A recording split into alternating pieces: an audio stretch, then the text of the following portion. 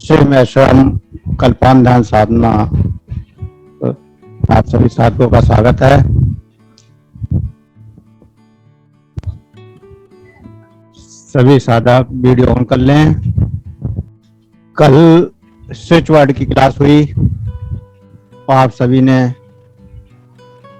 जिन्होंने क्लास ली है वो बताएं कि कल कौन सा स्विच वर्ड आप लोगों ने सीखा।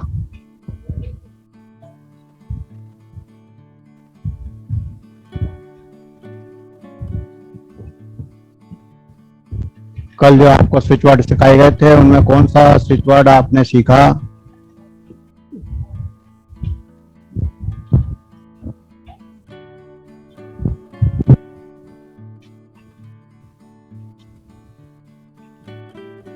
कोई साधक बताए।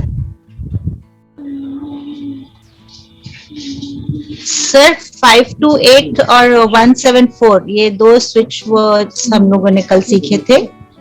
174 और 528 तो 528 किस लिए था?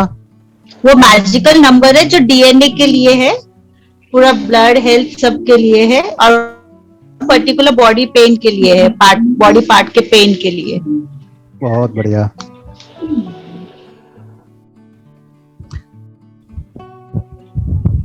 प्रणाम सर। ओम प्रणाम। प्रणाम सर जी, कल की क्लास। हाँ जी, कल की क्लास में अगर कोई क्वेश्चन करना हो तो आप करिए। हाँ बिल्कुल सर। तो अगर आप लोगों ने कल की क्लास से रिलेटेड कुछ आप लोगों का कोई क्वेश्चंस है तो आप पूछ सकते हैं। आप लोगों ने पहले तो ये बताएं कितने लोगों ने चैंट किया और कितने लोगों ने लिखा इसको।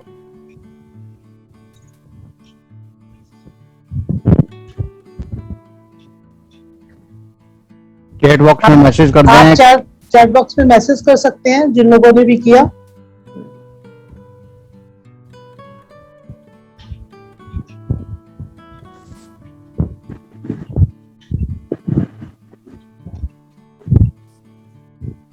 बहुत बढ़िया। अभी एक ही जवाब आया है कि चैंट किया, एक ही साधक ने। बाकी और साधक बताएं।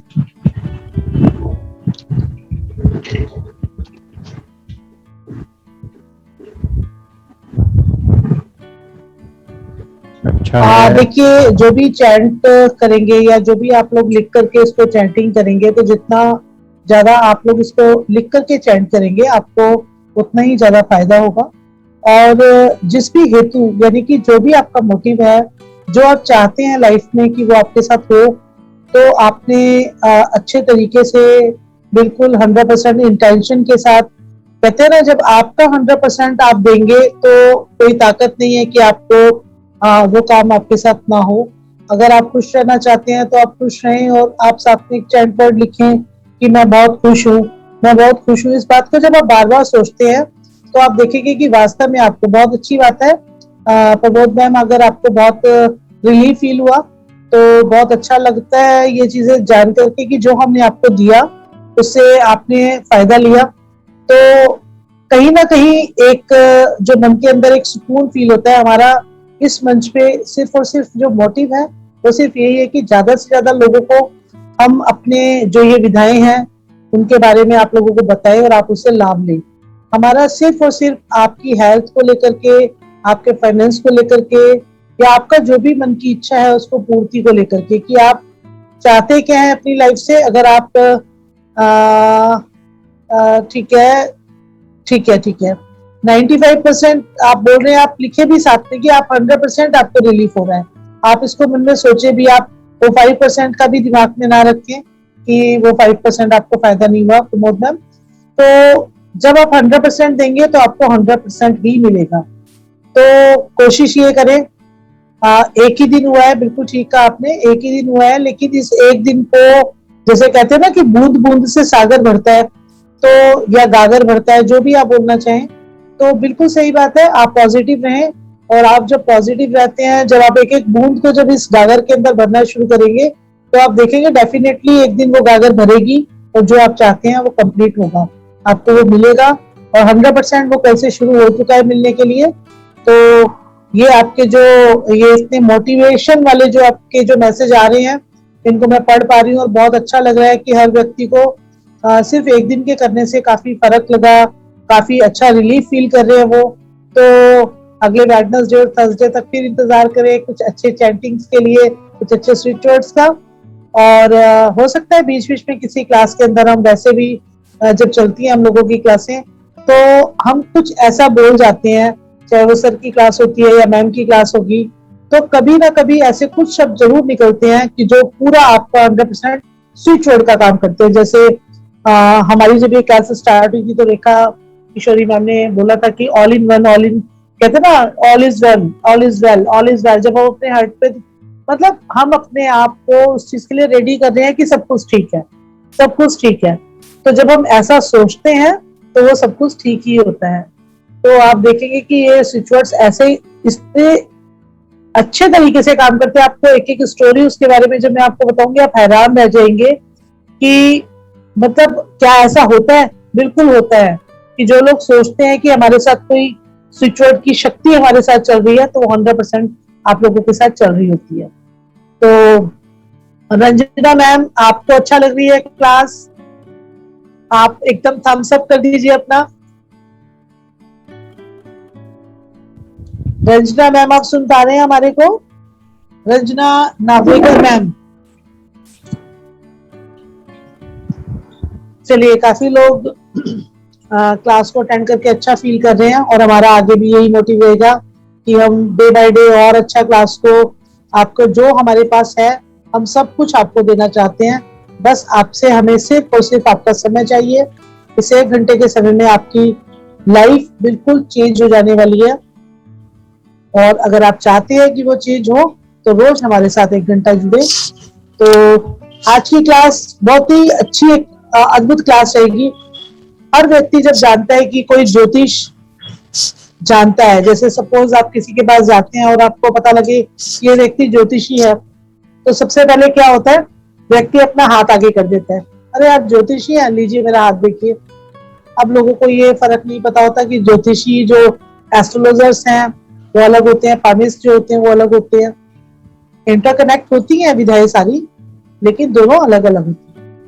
तो ये जो एक हमारा जो हाथ है, हमारे हाथ के अंदर जो रेखाएं हैं, जो हमारी किस्मत है वो इनबिल्ट है, वो हम ईश्वर ने हमें बना के भेजा है और हम उसको लेके आए हैं अपने साथ। हमारी एक बार पत्री गलत हो सकती है लेकिन हमारे हाथ की रेखाएं कभी गलत नहीं होती। और जो हमारा हाथ है वो हमारा पूरा एक व्यक्तित्व, कहते हैं ना दर्पण है हमारा, हमारी कैसी नेचर होगी, हमारा आगे लाइफ में कैसा क्या क्या घटेगा, हमारे साथ ये क्या क्या घट चुका है, वो सब हमारा हाथ, हमारा उसका पूरा दर्पण की तरीके से कार्य करता है। और आज इसी विधा को लेकर के हमारे बीच में रेखा किशोरी जी आ चुकी हैं और मैं चाहूंगी कि मैम बिना समय को विलंब किए इस क्लास को आप शुरू करें। आपका इस मंच पे हार्दिक अभिनंदन, बहुत बहुत धन्यवाद, प्रणाम।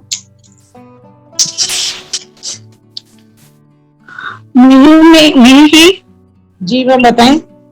हाँ माफ करना, आप मुझसे पूछ रही थी तब मेरा मोबाइल ना ऊपर से गिर गया और मैं बोल नहीं सकी। कोई बात नहीं, तो मुझे thank you ma'am, thank you. मैंने इसीलिए बोला कि आप सिर्फ थम्स अप कर दीजिए, हमें पता चल जाएगा। जी, मैंने अभी हाथ भी रेस किया लेकिन आपके साथ ध्यान में नहीं आया होगा। बहुत अच्छा होता है प्रोग्राम और मैंने किया भी। Thank you so much ma'am, आप बने रहिए। और आपको अगर लगता है कि हमारी क्लास से किसी को फायदा हो रहा है तो आप और लोगों को भी जोड़े अपने साथ। तो आपका इस मंच पे हमेशा हार्दिक अभिनंदन है और जिन लोगों को आप नया जोड़ेंगे उनके भी कुछ ना कुछ अच्छा सीखने के लिए मिलेगा। तो रेखा मैम आपका इस मंच पे अभिनंदन, आप आगे क्लास शुरू करें।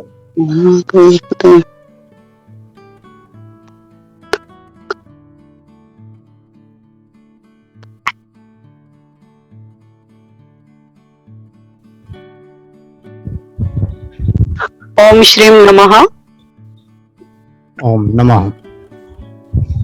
प्रणाम आचार्य जी। प्रणाम प्रणाम। मंच पर आए हुए सभी अभ्यासक, उपासक और विविध विधान में इंटरेस्ट लेने वाले, विविध विधानों को सीखने की इच्छा रखने वाले, पूर्व जन्म के साधना को इस जन्म में साधन रूपी इस मंच से जुड़ने वाले सभी साधकों को प्रणाम करती हूँ।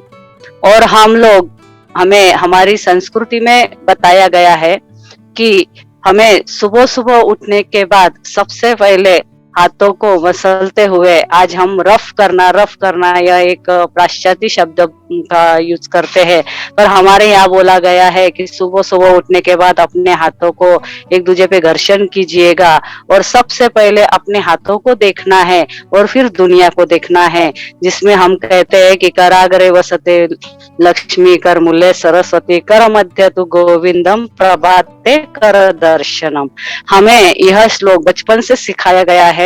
हर किसी को यह श्लोक भले ही पठंतर हो या ना हो, किंतु ऐसा बोला जाता है, हमारी दादी मम्मी नानी बोलती थी, यह हमें पता है हर किसी को, और जिनको पता नहीं है उन्हें हमें बताना जरूरी है। तो यहाँ पर हमें क्या बोला गया है कि कारागारे वसते लक्ष्मी करमूल्य सरस्वती, यानी कि हमारे पास अगर लक्ष्मी, पैसा, धन, श्री अगर आनी है तो इसके लिए हमारे पास क्या चाहिए? हमारे पास ज्ञान चाहिए। ज्ञान किस बात का चाहिए? हमें संपूर्णतः हमारे जीवन में, हमें जो भी कोई कार्य हम कर रहे हैं, हम जो बिजनेस कर रहे हैं, हम जो जॉब कर रहे हैं, हम जो एजुकेशन ले रहे हैं, इन सब का जो मूल ज्ञान होता है, इनका जो मूल तत्व होता है, वह अगर हमें पता होगा तो हम अपने जो हमारा व्यापार आज कोरोना जैसी स्थिति के अंदर जब हमारा व्यापार नीचे की ओर ढलता है, तो इसे हमें अच्छे से नए सिरे से कैसे कि खड़े करना चाहिए, इसका हमें हमारी अंतर्बुद्धि ज्ञान देती है। तो हमें सिर्फ और सिर्फ डिग्री लेके नहीं चलेगा, तो डिग्री लेते समय हमें हर उस कार्य का हमें अध्ययन अभ्यास होना जरूरी है। और जब हमारे अंतर में यह सरस्वती, यह जो ज्ञान है, यह जो हमारे कार्य के प्रति की बेसिक छोटी छोटी जो जानकारियां होती है कि हमारा बिजनेस, हमारा जॉब कहाँ पर कम और कहाँ पर ज्यादा हो सकता है, इसके फायदे टोटे, इसके पीछे के कारण जब हमें पता चल जाते हैं और हम इन कारणों पे काम करने लग जाते हैं, अपना जब कार्य हम चेंज करने लग जाते हैं, कार्य की प्रणाली चेंज करने लग जाते हैं, तो फिर हमारा जो बिजनेस है वो ऊपर की ओर फ्लो होने लग जाता है। हम जब किसी ऑफिस में काम करते हैं, हम अगर देखते हैं कि हमारे विचार हमारे साथ के कर्मचारियों के साथ तालमेल नहीं कर रहे हैं, तो हमने हमारे विचार में, हमारे कार्य में जब हम चेंज लेके आते हैं, तब हमसे सब राजी होते हैं, हमारे लिए सबका वोटिंग होता है और हमारा प्रमोशन होने लग जाता है। कहने का तात्पर्य क्या है कि जब हम हमारी कार्य प्रणाली को चेंज करते हैं, हमारे ज्ञान को हम हमारे अभ्यास के साथ, हमारे जॉब के साथ, बिजनेस के साथ हम हमारी अंतर चेतना के ज्ञान को जोड़ते हैं, उस समय उसका फल होता है हमारी प्रोग्रेस, और प्रोग्रेस यानी के धन लक्ष्मी। और यह धन लक्ष्मी हमें हमारे कर्मों से आती है, और यह कर्मों से आने वाली जो यह धन लक्ष्मी होती है, यह हमें हमारे ईश्वर की सेवा से होती है, क्योंकि यह पंच तत्वों से बना हुआ शरीर उस ईश्वर ने हमें इस आत्मा के लिए जो यह घर दिया है, हमारी आत्मा का यह मकान है, तो इस आत्मा से हमें उस परमात्मा से जुड़े रहना है। हमारी इंट्यूशन पावर जो होती है वो हर किसी के अंदर होती है, बस किसी की जागरूक होती है और किसी की अजागरूक होती है। तो उस इंट्यूशन पावर को, अजागरूक पावर को हमें जागरूक, हमारी वह योग प्राणायामोपचार की थी। मानसोपचार की जो हमारी क्लास थे, उसके अंदर हमारे मन में चलने वाले चल विचलों को, हमारे विचारों को हमें किस तरह से समझना संवरना है, उस पे कैसे काम करना है, यह हमने देखा। उसके बाद हमारे विचार, मनस्थिति सब कुछ अच्छा होने के बाद भी जब हमें कभी कभी थोड़ा थोड़ा लगता है कि मैंने ऐसा क्या करना चाहिए कि मेरा काम का जॉब सब सुरक्षित रहे, अच्छा रहे, सभी बातों का, तो हम जब देखते हैं कि मैंने ऐसा क्या करना चाहिए, किस भगवान का पूजन करना चाहिए। या जो आस्तिक और नास्तिक दो तरह के लोग होते हैं। आस्तिक लोग तो होते हैं तो पूजा पाठ में लग जाते हैं, और नास्तिक जो होते हैं फिर उनको भी लगता है कि ऐसा क्या है जीवन में कि मैंने करना चाहिए। और फिर आस्तिक हो या नास्तिक हो, कुछ कोई बातों को मानते हो या ना मानते हो, अनुभव अपना प्रमाण होता है और सत्य कभी छिपता नहीं है। तो फिर हम देखते हैं कि जैसे हमारे युगों युगों से ऋषि मुनियों ने हमें मंत्र दिए थे, हमें नामस्मरण दिया था, बहुत सारे स्तोत्र पठन अनुष्ठान दिए थे। लेकिन आज की जो भागदौड़ का जीवन है, इसके अंदर हम बड़े बड़े अनुष्ठान, पारायण, स्तोत्रम इतना नहीं कर पाते हैं। मंत्रोच्चार भी जो होते हैं, मंत्र भी हम बहुत कम कर पाते हैं। तो इसी का कहते हैं ना, परिवर्तन ही जीवन का नियम है, परिवर्तन हमेशा होना चाहिए। और यह प्रकृति भी जो है परिवर्तन से ही संतुलित होती है। तो जिस तरह से हम आदि मानव थे, वहां से हमारा जो भी हमारी शरीर यष्टि बढ़ते बढ़ते आज हम 21वीं सदी में जब हम बहुत अच्छा एजुकेशन ले रहे हैं, बहुत अच्छी हमारी जीवन प्रणाली हो गई है, तो इसी के साथ इन मंत्रों को मंत्राज में और इनको स्विच वर्ड में हमने कन्वर्ट करते हुए हमारे कुछ शास्त्रज्ञों को, कुछ वैचारिक लोगों को देखा है। हमें लगता है कि ये कौन कर रहा है, क्या कर रहा है, लेकिन प्रकृति किसी न किसी को ये बुद्धि देती है कि जैसी जिसकी मति होती है, वो कहते हैं ना, जैसा जिसका भाव भगवान उससे वैसे पाव। उसी तरह से हर व्यक्ति को उसके कर्म के अनुसार, उसके धर्म के अनुसार, उसके मति के अनुसार उसे जीवन में मिलते रहता है। बस वो उसे कितना अपनाता है, उसके ऊपर सारी बातें डिपेंड होती है। तो यह जो स्विच वर्ड होते हैं, यह मंत्र के रूप में ही काम करते हैं। जिस तरह से हम मंत्रों का उच्चारण करते हैं, उसी शिद्दत से इसे हमें करना चाहिए, उसी विश्वास से करना चाहिए। अगर हमारा विश्वास नहीं है तो सब कुछ व्यर्थ है, और हमारा विश्वास है तो सब कुछ अच्छा है। और एक्चुअल में क्या होता है कि मेडिसिन होती है। आप विश्वास से लीजिए या नहीं लीजिए, विष होता है। आप विश्वास से पियो या ना पियो, वो तो आपको नुकसान करेगा ही करेगा। और मेडिसिन जो अच्छी वाली जो होती है, आप उसको कैसे लेते हो, कैसे भी लो, वो आपको तबीयत तो अच्छी करेगी, लेकिन तबीयत अच्छी करने के बाद भी वो आपके अंदर कोई कमजोरी, कमी रख देगी। जो वो कमजोरी और कमी रहती है ना, वही विश्वास है। अगर आप कोई स्विच वर्ड भी हमारे काम तो करेंगे, क्योंकि वो स्विच वर्ड है, वो स्विच करते हैं। कल ही हमने सुना है कि हमारे यहाँ बिजली है, बिजली का कनेक्शन है और 50 बटन है। अगर हम फैन का बटन चालू करेंगे तो फैन चालू होगा, फ्रिज का बटन चालू करेंगे तो फ्रिज चालू होगा, लेकिन फ्रिज का प्लग तो लगा हुआ चाहिए। तो इसी तरह से स्विच वर्ड जो होते हैं, इसके अंदर भी हमारी अगर श्रद्धा है तो वो फास्ट में काम करेंगे, अगर श्रद्धा नहीं है तो वो काम भी कर रहे हैं अपना अपना स्लो, लेकिन नहीं होगा। इसी तरह से अब ये स्विच वर्ड कब काम करेंगे? हमने कल ही बोला 27 बार चैंट करना, 108 बार चैंट करना, 200 बार करना। माने कि क्यों करना है कि बार बार हम जो बात बोलते हैं वो हमारे मस्तिष्क के अंदर जाती है। मैं बोलूंगी, ए जरा सा इधर देखो, क्यों आपका ध्यान क्यों नहीं जा रहा है मेरी बात की ओर? हाँ, समझ में नहीं आ रहा है आपको? Hemlata madam, hello Hemlata madam. हाँ, अब देखिए, मैंने ए ओ किया तो हर कोई देख रहा था ये किससे बोल रही है, लेकिन मैंने जब पर्टिकुलर हेमलता मैडम को बुलाया तो कैसी हंस पड़ी, देखा सबने? हाँ, तो कहने का तात्पर्य क्या होता है कि जब हम किसी एक शब्द को, किसी एक व्यक्ति को, एक शब्द को उच्चारण करते हैं, या पर्टिकुलर किसी व्यक्ति को ही अगर हम उसके नाम से पुकारते हैं, तो वो एक बार पीछे मुड़ के देखता है। आप जब बाजार जाओगे तो बाजार में जब आप खड़े रहोगे तो किसी को बोलना ए इधर आ, पीछे पलट। लेकिन जब आप आपके पहचान वाले व्यक्ति को सर जी, आदरणीय जी, जो भी आप बोलेंगे, या कुलकर्णी साहब, जो भी आप नाम लेंगे, वर्मा जी, शर्मा जी, तो वह व्यक्ति ही आपके ओर पलट के देखेगा। उसी तरह से आप जो स्विच वर्ड जिस भी, तो हमारे जैसे शब्द हमारे मस्तिष्क के ऊपर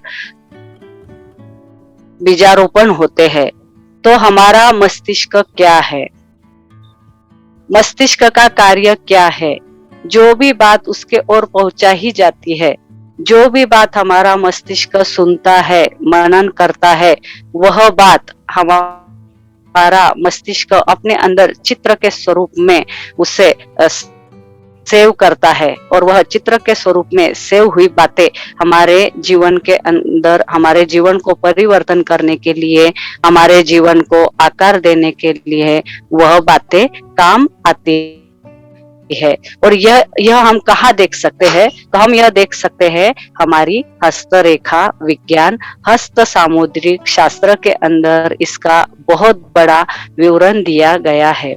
हमारा यह 5.5 से 6.5-7 फीट का जो शरीर है, इसका संपूर्णतः लेखा जोखा हमारे इस 3.5 इंच हाथ के अंदर दिया गया है। अब हम ये तो हम यहाँ पर हम देखेंगे, जैसे हमारे मीनूश्री जी ने हमें शुरू में बोला कि यदि कोई ज्योतिष हमें मिलता है तो हम सबसे पहले उसके आगे हाथ करते हैं, बताओ मेरा भविष्य। हाँ, कुंडली तो हमारे साथ नहीं होती है, या हमारी तारीख हमें पता होती है, लेकिन हमारा समय या हमारा स्थल हमें पता नहीं होता है। मेरी आवाज बिल्कुल सही चल रही है सर? ओम प्रणाम। सही है अब। हाँ, तो हमारी जन्म तारीख हमारे पास होती है, नहीं होती है, समय होता है, नहीं होता है, किंतु हमारा हाथ हमारे साथ में होता है। और हम सब लोगों ने सुन रखा है कि हाथों से भी कुछ देखा जाता है। लेकिन मैं सबसे पहले सबसे बड़ी बात आज यह बताऊंगी कि संपूर्णतः हम पूरा अभ्यास यहाँ पे सीखने वाले हैं। तो यहाँ पे सबसे पहले सबने ये जान लेना है कि भविष्य नहीं होता है, भविष्य देखा नहीं जाता है।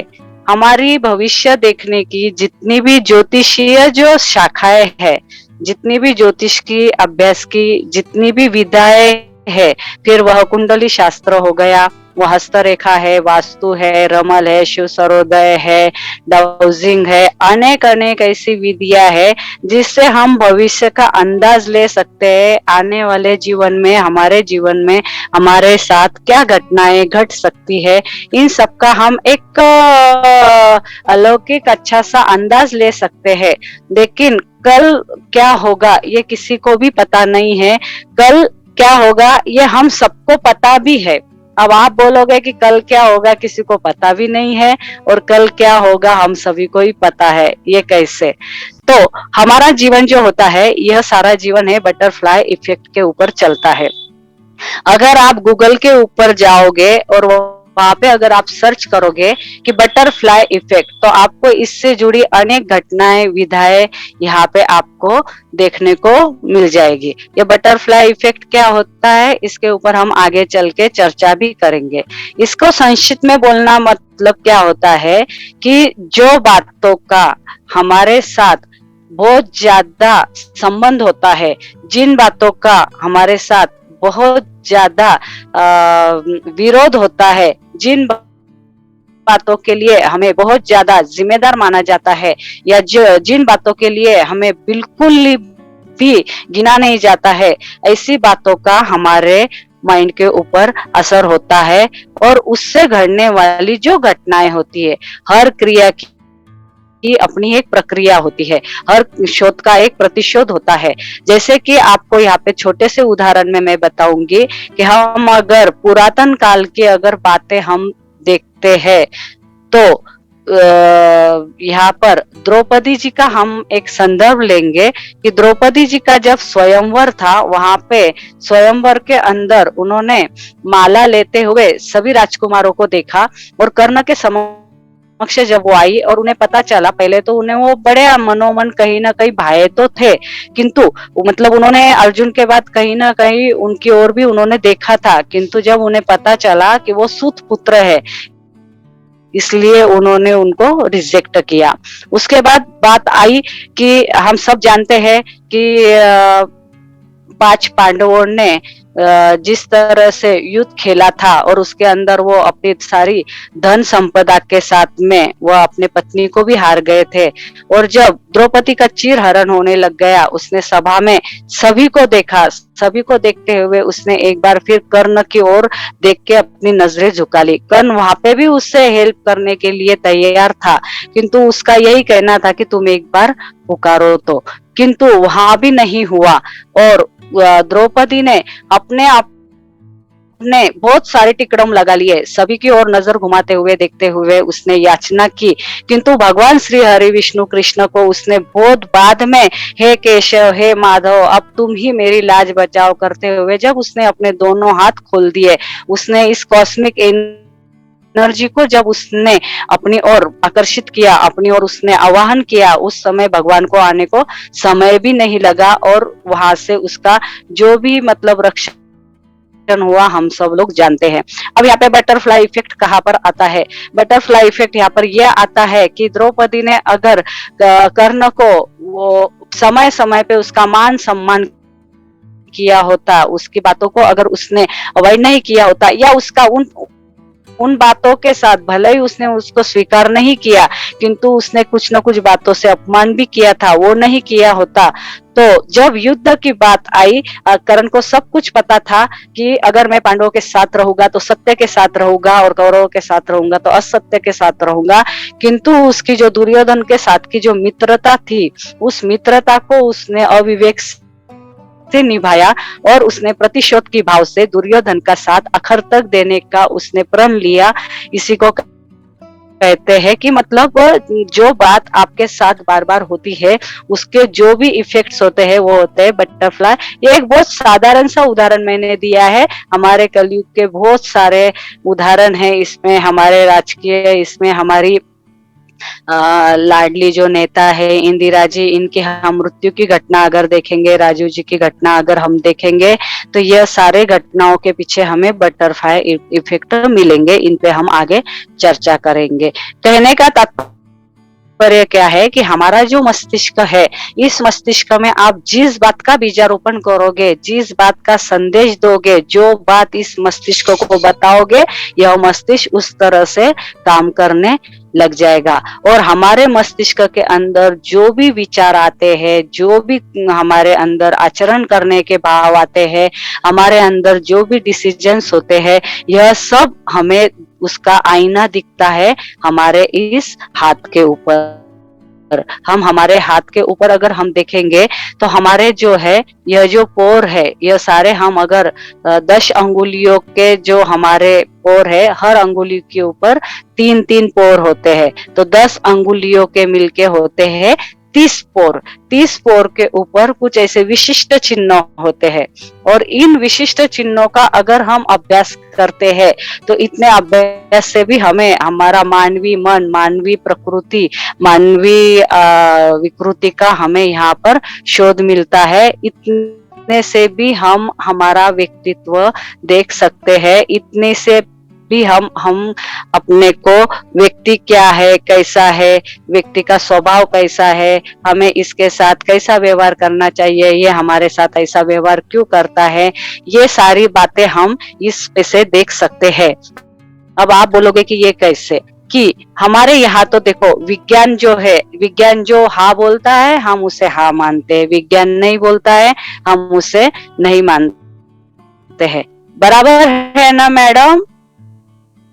रंजना मैडम, हम विज्ञान के हाँ में हाँ भरते हैं ना?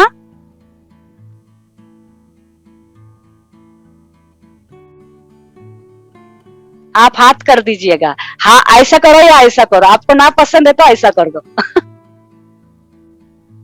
हाँ, तो हम क्या करते हैं कि जिस बात को विज्ञान ने मान्यता दे दी है उस बात को हम आंख खोल के, और होना भी चाहिए क्योंकि विज्ञान संशोधन कर रहा है, रोज एक संशोधन चल रहा है विज्ञान की परिभाषा में। रोज एक संशोधन जो हो रहा है उससे रोज एक बात निकल के आ रही है। तो लेकिन हमारे जो ऋषि मुनि थे उन लोगों ने इन बातों को ग्रंथों में लिख के रखा।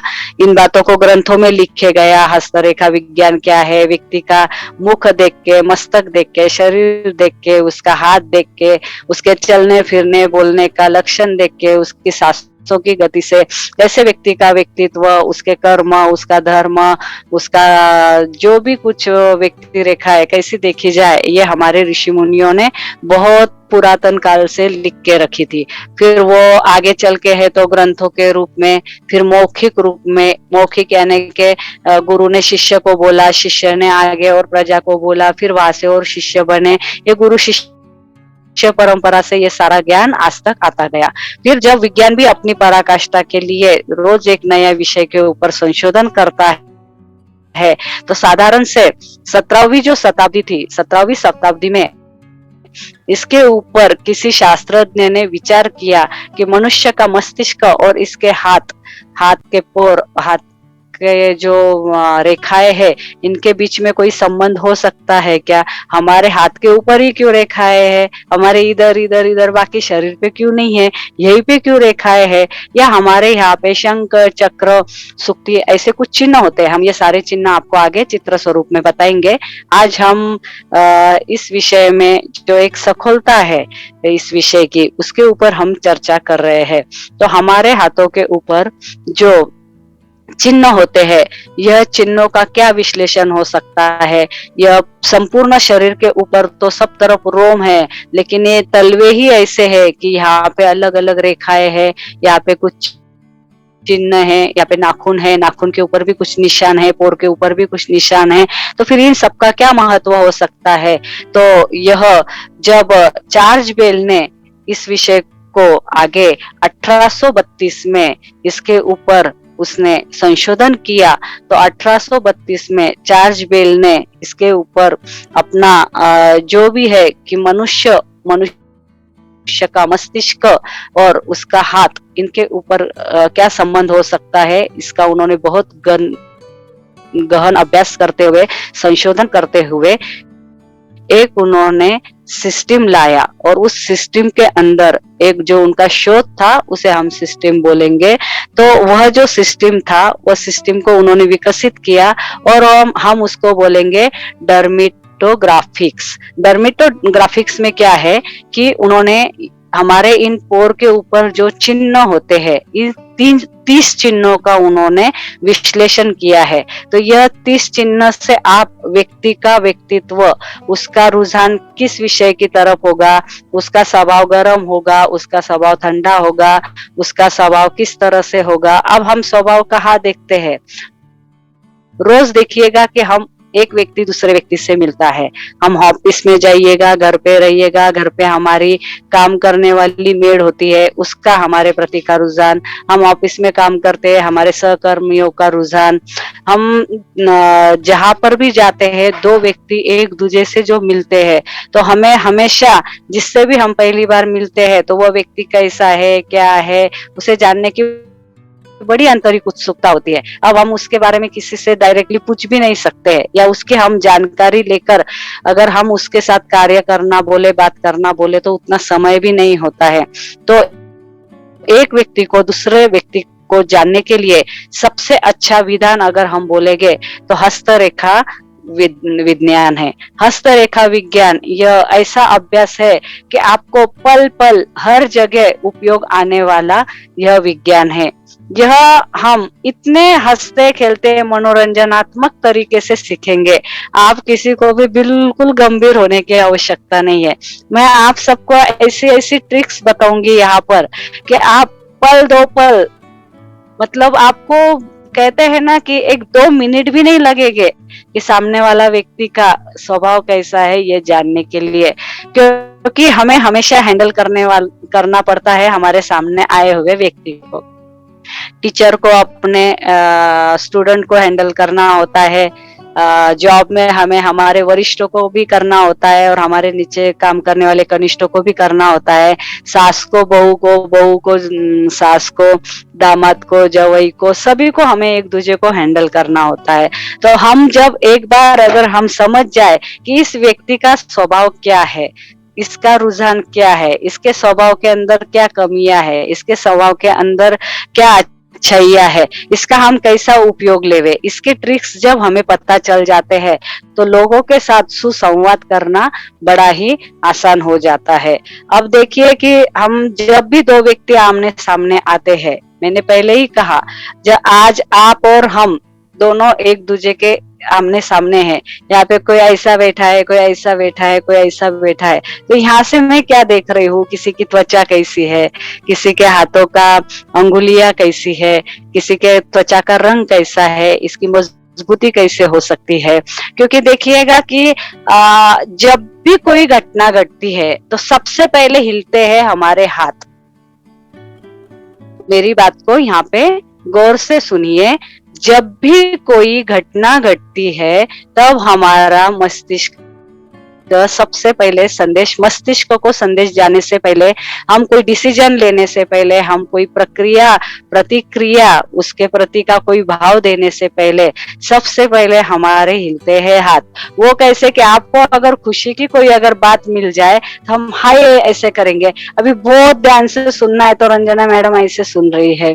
और अगर कोई गुस्से का बोले तो हम ऐसे करेंगे, टेंशन का बोले तो ऐसे करेंगे। यानी कि हमारी इतनी सारी मुद्राएं जो चलती है ये हाथों से ही चलती है, बाकी के अंगों से क्यों नहीं चलती है। बहुत बहुत बहुत बहुत बड़ी बात जब होती है तब कोई इधर से वो ऐसे ऐसे कुछ हिलाते हैं, वो मुझे नहीं आता है, तो वो वैसे थोड़े से होते हैं चेहरे के। किंतु कहने का तात्पर्य क्या है कि हमारा मस्तिष्क और हाथ, ये दोनों का जो रिश्ता है ये क्या है, हमें हस्तरेखा से ही व्यक्ति का व्यक्तित्व कैसे देखने को समझने को मिलेगा, यह बात मैं यहाँ पे बता रही थी। तो हमारा जो मस्तिष्क है इसे हम जानने के लिए, पहचानने के लिए हम हस्तरेखा का उपयोग करते हैं। हमारे सामने आए हुए व्यक्ति को समझने के लिए हम हस्तांदोलन का उपयोग करते हैं, हम शेक हैंड देते हैं। हमारे यहाँ भारतवर्ष में किसी से हाथ मिलाने की पहले तो परंपरा नहीं थी, लेकिन जब अंग्रेज आए और अंग्रेजों ने हमें शेक हैंड करना सिखाया, और कभी कभी कहते हैं हर कोई बहुत अच्छा नहीं होता, हर कोई बहुत बुरा नहीं होता, तो वो हमारे अंदर जो ये एक आदत देके गए हैं ये भी वैसे देखे तो बहुत अच्छी है। क्योंकि आगे चल के प्रगल्भता जब ऐसी बड़ी है कि आप जब भी किसी के हाथ में हाथ मिलाते हो, आप जब उसके हाथ में हाथ शेक हैंड देते हो, तो उस समय आप गौर से देखिएगा कि ये जो हमारी तर्जनी अंगुली है, यह तर्जनी अंगुली के यहाँ पे आपको एक थोड़ा सा कठिनाई सा यहाँ पे हमारी एक हड्डी महसूस होती है, और दूसरी हमारी ये जो कर्निष्ठिका है यहाँ पर हमारी एक हड्डी है। ये दो हड्डियों को अगर आप ऐसे प्रेस करोगे, थोड़ा सा इसे हमें इसे प्रेस करना है। आचार्य मेरा हाथ ठीक से दिख रहा है? यह हमारी हड्डी है और ये हड्डी है। हाँ, हम जब किसी के साथ शेक हैंड करते हैं उस समय हमें इसे हल्का सा दबाना होता है। अब आप बोलोगे इससे क्या होगा, तो इसे जब हम हल्का सा दबाएंगे तब हमें उस व्यक्ति का थोड़ा सा जो है प्रतिरोध पता चलेगा। अब वह व्यक्ति जो है कि बिल्कुल हल्के हाथों से हाथ मिला रहा है, वो थोड़ा सा हमारा भी हाथ दबा रहा है, वो हमारा जो है प्रतिकार कर रहा है, या हमें वो अपने और वो हमें मतलब बिल्कुल कोई रिस्पांस दे रहा है या नहीं दे रहा है, इसके ऊपर हमें उस व्यक्ति की मनोविज्ञान, उस व्यक्ति का स्वभाव, उस व्यक्ति का रुझान हमें समझ में आता है। इसे कहते हैं हाथों की मजबूती। जब यह हमारा, हम किसी के हाथ में हाथ हम देते हैं उस समय अगर उस व्यक्ति का हाथ अगर अविकसित होगा तो वो बहुत ज्यादा फुला फुला गुदगुदा गद्दे जैसा होगा। वो इतना नरम हाथ होगा कि हम ऐसे दबाते से ऐसे वो दब जाएगा। तो ऐसे लोग क्या होते हैं कि ऐसे लोग सर्वप्रथम तो स्वभाव के बहुत ज्यादा आलसी होते हैं। ऐसे लोगों को खाना पीना मजे करना इसी में इनका इंटरेस्ट होता है।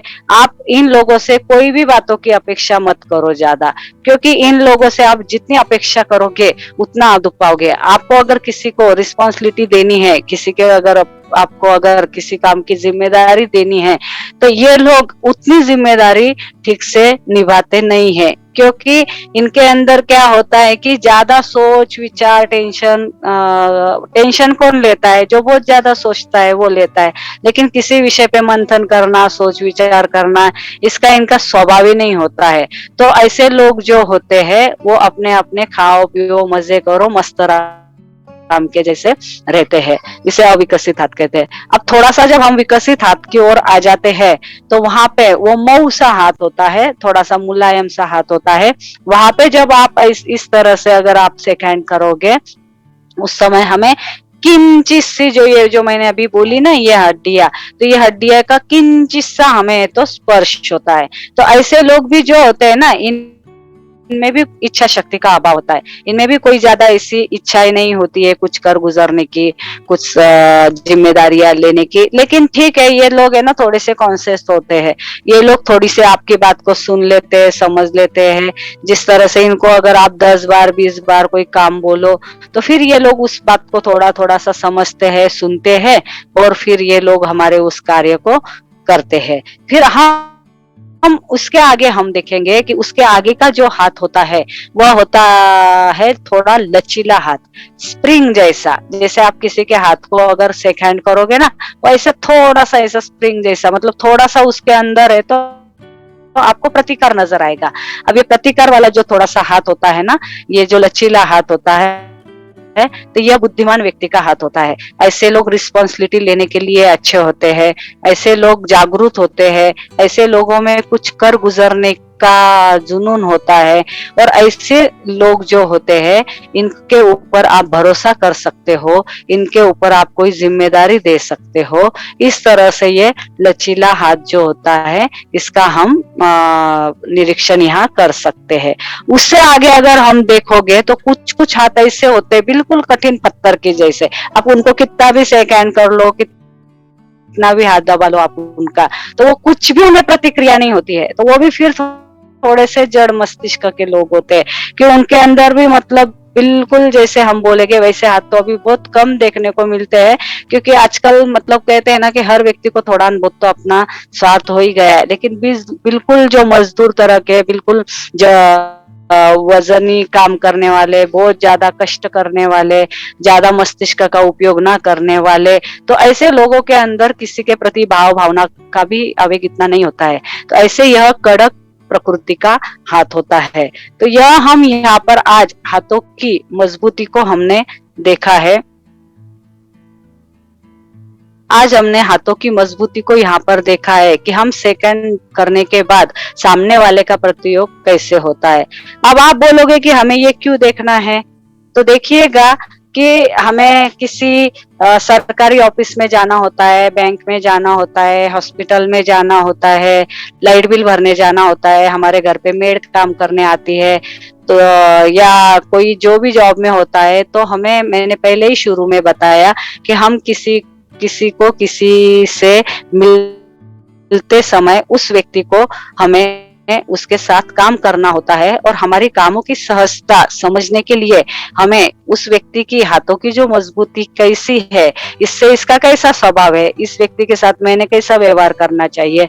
क्योंकि जो कहते हैं ना कि विकसित और अविकसित वाला जो पार्ट वाला जो हाथ है, ऐसे लोग है, ऐसे लोगों के साथ आप ज्यादा उलझो मत, इन लोगों की ज्यादा कमियां मत निकालो, क्योंकि इन लोगों की खुद की तो अपनी ज्यादा इच्छा शक्ति बुद्धि नहीं होती है, और आप इन लोगों को अगर थोड़ा बहुत भी कुछ बोल दोगे तो ये ऐसे हर्ट हो जाते हैं कि ये फिर आगे चल के उस बात को बिल्कुल दिमाग में रख के कहाँ पे आपको बोलते हैं ना, वो कांटा लगा वाला पानी पिला देंगे, पता ही नहीं चलेगा। मतलब ये आपकी बातों को दिमाग में रख के एक अचानक से उछल जाएंगे और आपको ये लोग तकलीफ में ला सकते हैं। लचीली तरह के जो लोग होते हैं, ये लोग सबके अंदर मिक्स हो जाते हैं। इन्हें पता होता है कि ये व्यक्ति कैसा है, ये ऐसा है, वे वैसा है, इसके साथ मुझे कैसा व्यवहार करना है, तो वो लोग है तो आपसे बिल्कुल तालमेल बना लेते हैं।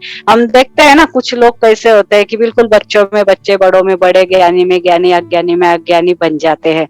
अब आप बोलोगे कि इन बातों को अगर हमें किसी के हाथ में हाथ मिलाना नहीं है, हमें सेकंड नहीं लेना है, तो हम कैसे जानेंगे? वैसे अगर हम देखें तो आज हम कोई भी व्यक्ति ऐसा नहीं है कि हम किसी के हाथ में हाथ नहीं मिलाता है।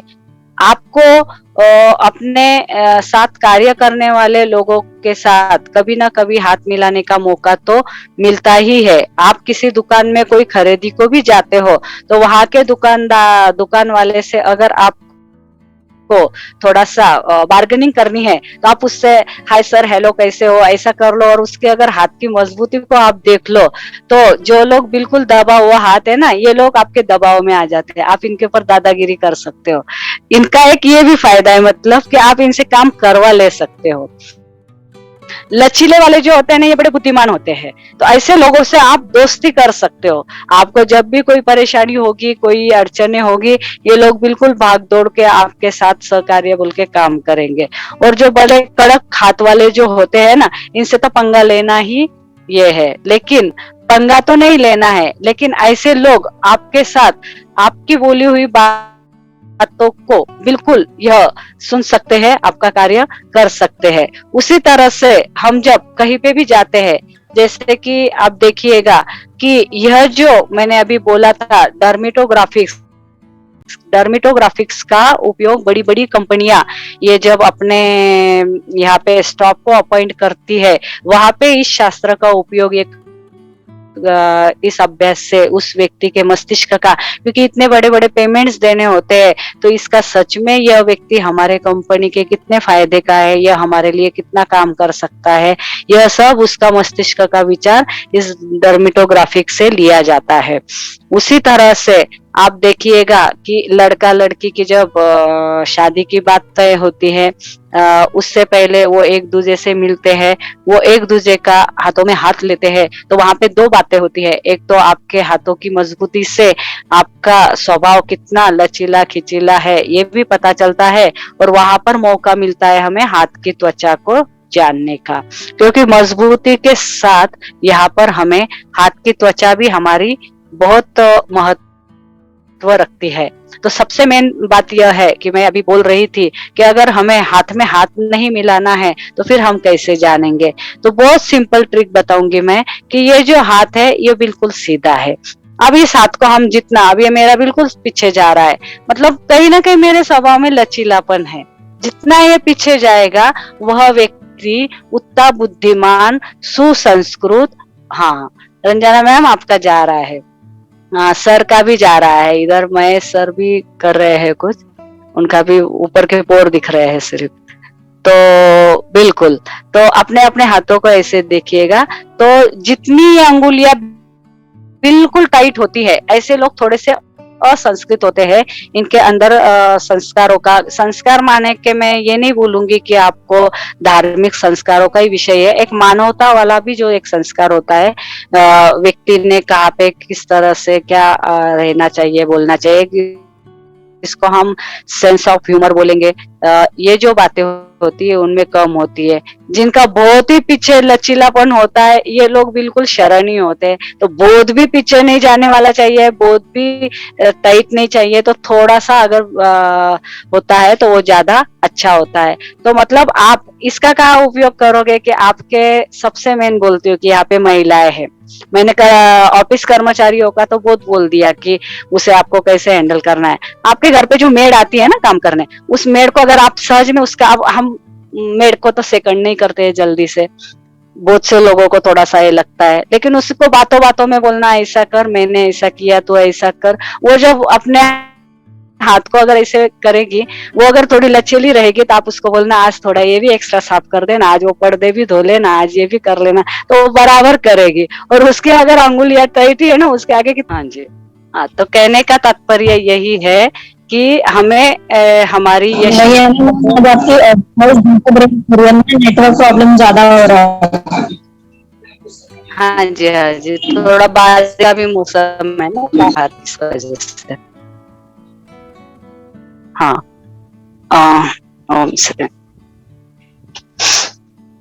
हाँ, तो कहने का तात्पर्य क्या है कि हमें जब यशस्विता का शिखर को अगर हमें छूना है, हमें अगर हमारी बुलंदी तक जाना है, अगर हमें चमकना है, तो हमें और किसी को दोष नहीं देना है, हमें अपने आप में तो चेंज करनी ही है, लेकिन सामने वाले व्यक्ति को जब हम हैंडल करना, समझना, उसे किस तरह से उससे हमारा काम करवाया जाए, यह अगर हम विवेक सीख लेते हैं तो हमें फिर हमारे ध्येय में आगे बढ़ने के लिए कोई नहीं रोक सकता। यहाँ पे मुझे कितना मिलेगा? अभी 5 मिनट मिलेगा क्या? मैं थोड़ा सा त्वचा पे बोल दूं।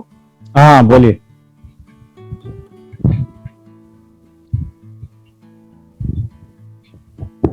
बोलिए बोलिए बोलिए।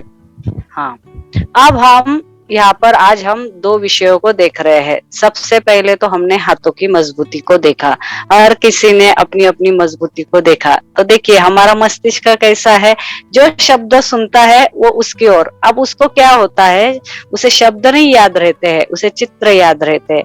जैसे मैंने यहाँ पर यह मूवमेंट किया तो आपके मस्तिष्क में आ गया कि हमें ऐसा करना है, ऐसा करना है। अब आपके दिमाग के अंदर इतने सारे लोग घूम रहे हैं, हाँ ये तो थोड़ी ऐसी है, ये तो थोड़ी इगोस्टिक है, ये तो वैसा है, यानी कि इसकी ऐसे हो सकते हैं, अब तो मैं इसका सेकंड लूंगी, उसका सेकंड लूंगी। तो ये सारा प्रोग्राम हमारे माइंड के अंदर चलने लग जाता है। तो इसके बाद हमें अगर और ज्यादा किसी व्यक्ति को समझना है तो वह होता है उसकी त्वचा का कलर। हमारी पाम का जो कलर होता है वो हमें इसमें बहुत ज्यादा हेल्प देता है। वो किस तरह से देता है कि हमारे पाम के मुख्यतः 3 कलर होते हैं।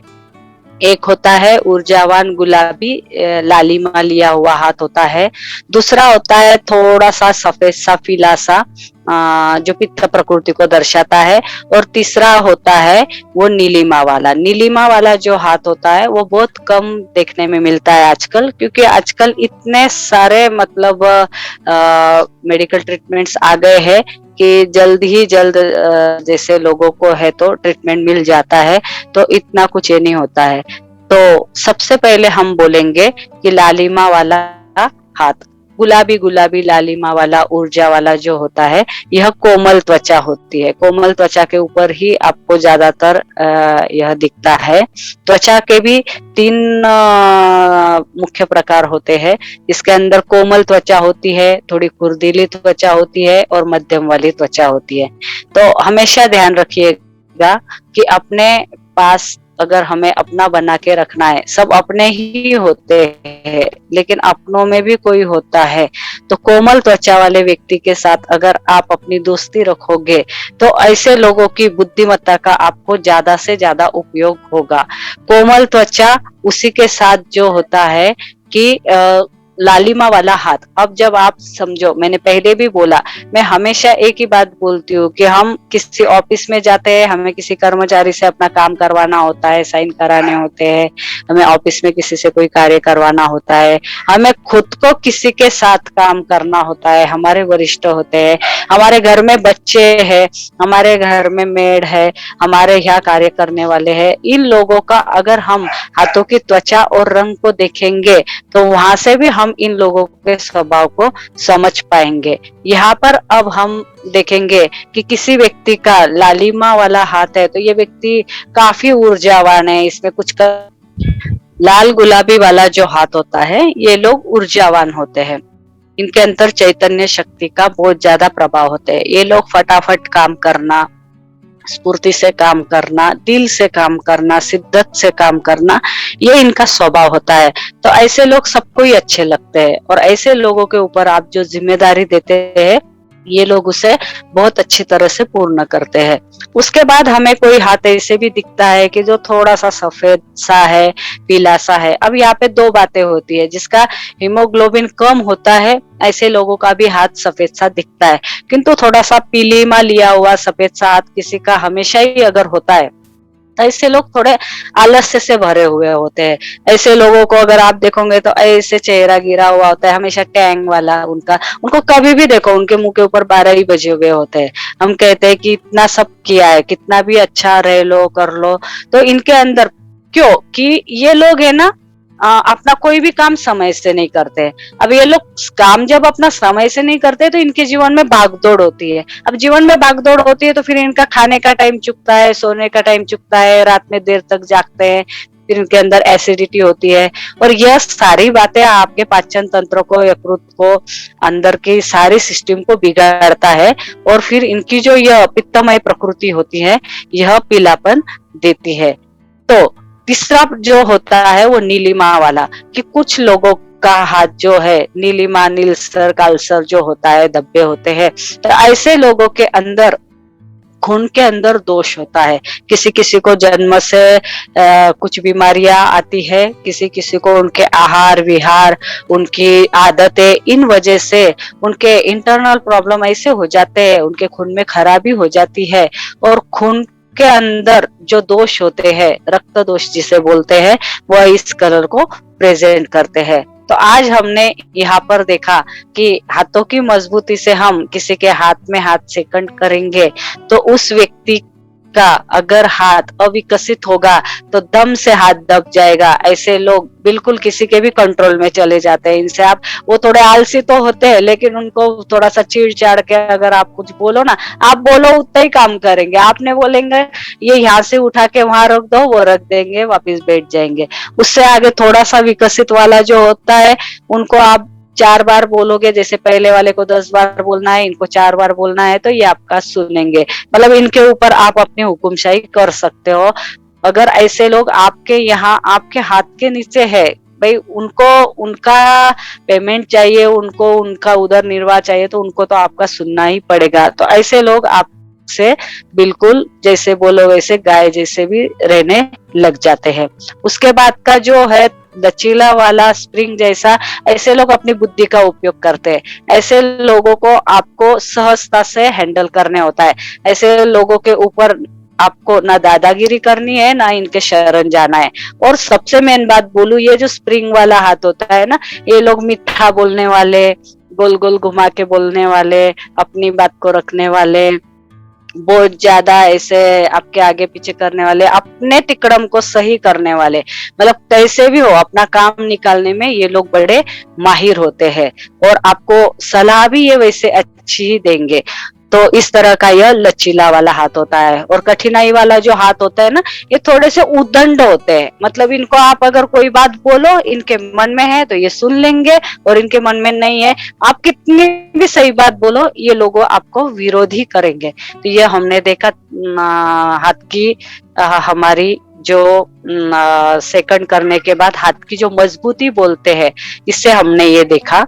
उसके बाद हमने त्वचा को देखा, उसके बाद हमने रंग को देखा।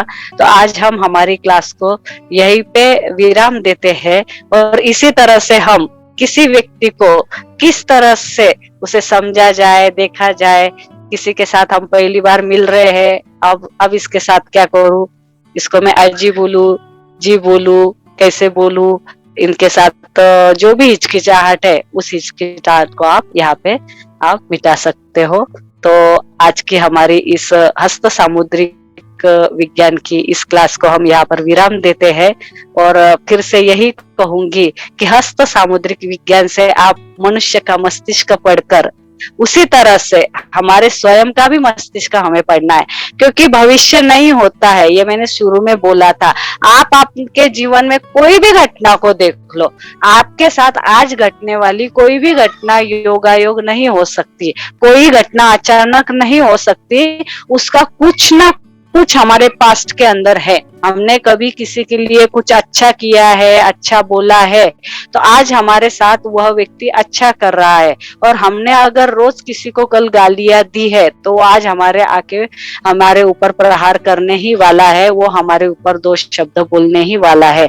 तो हमारे साथ घटने वाली हर घटना जो होती है वह हमारे पास्ट से जुड़ी होती है, वो प्रेजेंट में उत्पन्न होती है, और उसके जो भी फलित होते हैं वह भविष्य जो होता है, हमारा पास्ट का भविष्य हमारा आज होता है।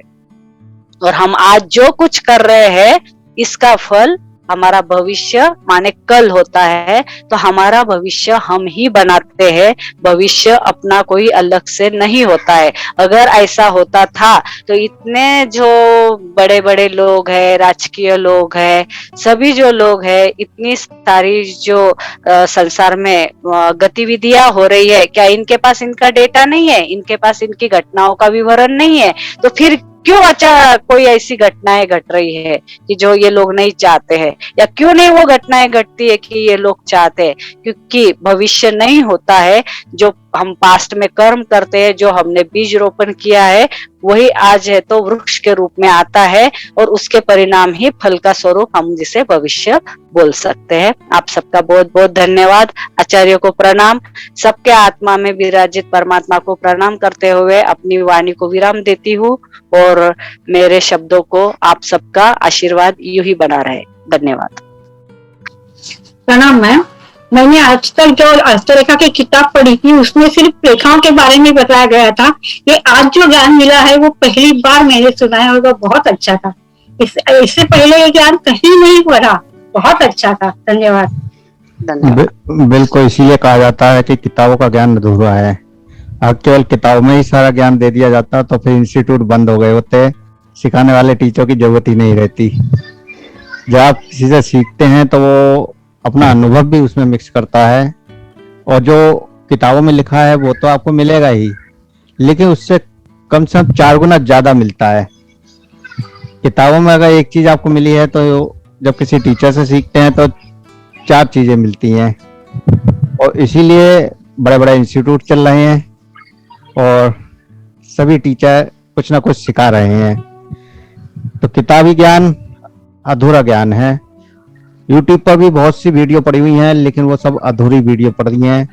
एक क्लास बाई क्लास जिस तरह से यहाँ चलेगी उस तरह से वीडियो नहीं मिलेंगी। तो हमारी क्लास की वीडियो भी यूट्यूब पर पड़ रही हैं, और उसको भी आप लगातार जरूर देखा करें, रिवीजन जरूर करा करें। रिवीजन करेंगे तो वो बात गहराई से आपके अंदर समा जाएगी, सबकॉन्शियस तक वो बात पहुंच जाएगी, और जब सबकॉन्शियस तक आपके बात पहुंच जाती है तो फिर आपको बार बार उसके बारे में सोचने की जरूरत नहीं रहती। आप जब भी अब आप दोबारा किसी का हाथ देखेंगे तो तुरंत आपको पता चल जाएगा कि किसका हाथ मुलायम है, किसका कठोर है, किसका लचकदार है। तो इतनी सहजता से अगर आप यहाँ सीखेंगे तो निश्चित है कि आप बहुत जल्दी हस्तरेखा विशेषज्ञ भी बन जाएंगे। बिल्कुल।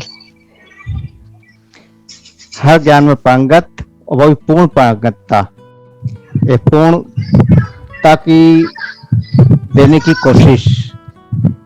हमारा मकसद ये है कि हम आपको जो भी ज्ञान दें वो पूर्णता से दें।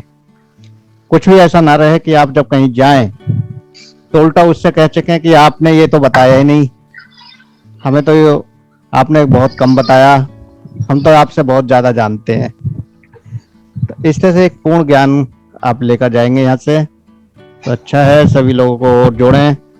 तो आज के लिए इतना ही। सभी को प्रणाम। ओम प्रणाम। प्रणाम। प्रणाम जी। प्रणाम। ओम।